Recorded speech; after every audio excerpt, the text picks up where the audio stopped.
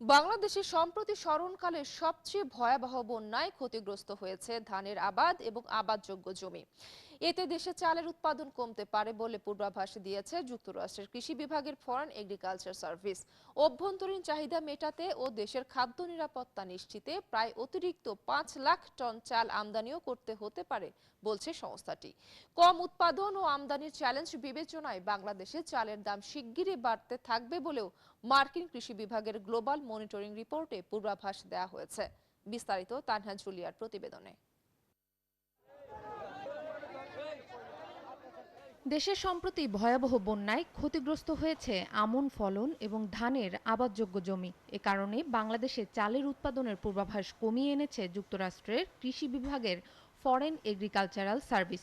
সংস্থাটি বলছে, আমন ধান উৎপাদনে বড় বিপর্যয়ের কারণে চলতি বছরে মোট চালের উৎপাদন কমবে। গত অর্থবছরে 1,46,00,000 টন আমন চাল উৎপাদন হলেও চলতি বছরে তা 1,42,00,000 টনে নামতে পারে। এছাড়া আউশের উৎপাদন 24 লাখ টন থেকে 21 লাখ টনে নামতে পারে। সব মিলিয়ে এই দুই মৌসুমে চালের উৎপাদন বেশ বাধাগ্রস্ত হবে। মার্কিন কৃষি বিভাগের গ্লোবাল এগ্রিকালচারাল প্রোডাকশন মনিটরিং নিয়ে নিয়মিত এই প্রতিবেদনে আরও বলা হয়েছে, গেল 31 জুলাইয়ের পর থেকে সরকারি বা বেসরকারি খাত বাংলাদেশে চাল আমদানি করেনি। এছাড়া ভারত নন বাসমতি সাদা চালের রপ্তানি সীমিত করেছে।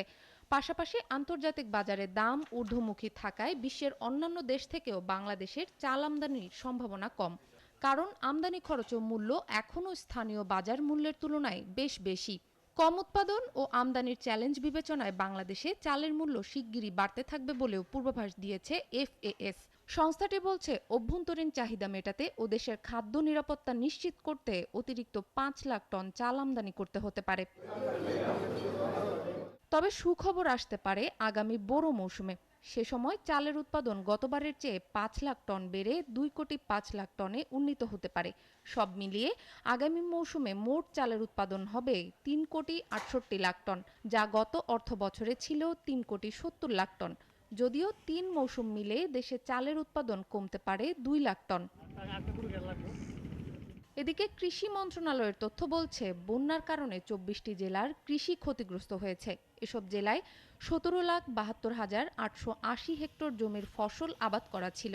এর মধ্যে 3,44,676 হেক্টর জমি ক্ষতিগ্রস্ত হয়েছে। এসব জেলার প্রায় 20% ফসলি জমি এখনও বন্যার পানির নিচে। মন্ত্রণালয়ের প্রাথমিক হিসেবে এরই মধ্যে কৃষি খাতে প্রায় 3,500 কোটি টাকার ক্ষতি হয়েছে। তানহা জুলিয়া, ৭১।